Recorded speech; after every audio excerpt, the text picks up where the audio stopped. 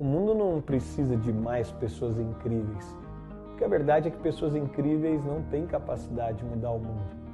Eu explico. Tem uma história que diz que 2 dos homens mais brilhantes do mundo foram selecionados por uma revista.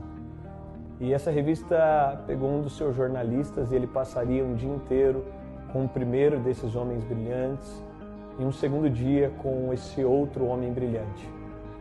E então foi assim, o primeiro dia ele passou com um homem brilhante e esse jornalista, desde o primeiro momento da manhã, no momento que o primeiro homem brilhante acordou, ele já estava na sala da casa dele.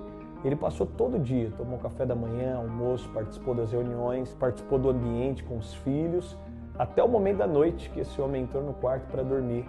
E ele relatou todo esse dia, viveu toda essa experiência com esse primeiro homem brilhante.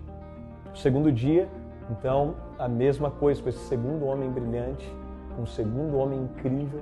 E ele passou o dia com esse homem incrível, desde o primeiro momento até o último momento do dia. No terceiro dia, então, ele foi para a redação e a pergunta foi: e aí, como é que foi? Ele disse: olha, o primeiro dia que eu passei com esse homem brilhante, eu nunca vi um cara tão incrível na minha vida.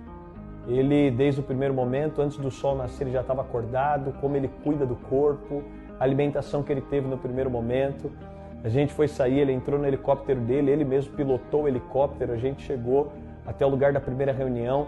Ele virou completamente o ambiente da reunião, ele fechou uma negociação que eu nunca tinha visto ser fechada daquele jeito. E a gente foi para o momento do almoço, networking, as conexões dele. Eu nunca tinha visto algo assim e fomos passando o dia. O resultado desse primeiro homem brilhante é que eu nunca vi um cara tão incrível, nunca tinha tido contato com um cara tão incrível na minha vida. Ele fez reuniões em 4 línguas, ele dominava as 4 línguas. Ele é um cara incrível, a família dele é incrível. Ele é incrível. Então, na redação, ele foi relatar o segundo dia. Ele disse: olha, é o segundo homem brilhante. Eu estava sentado na sala dele e ele chegou logo no primeiro momento. Ele perguntou quem eu era, de onde eu vinha, e ele ficou ali 1 hora ouvindo a minha história. Ele pediu para ver uma foto do meu filho, da minha esposa. Ele perguntou quais são as ambições que eu tinha, os sonhos que eu tinha. Ele perguntou o que eu gostava de comer no café da manhã, então pediu para que servissem o cardápio que eu mais gostava. E eu já fiquei constrangido no primeiro momento.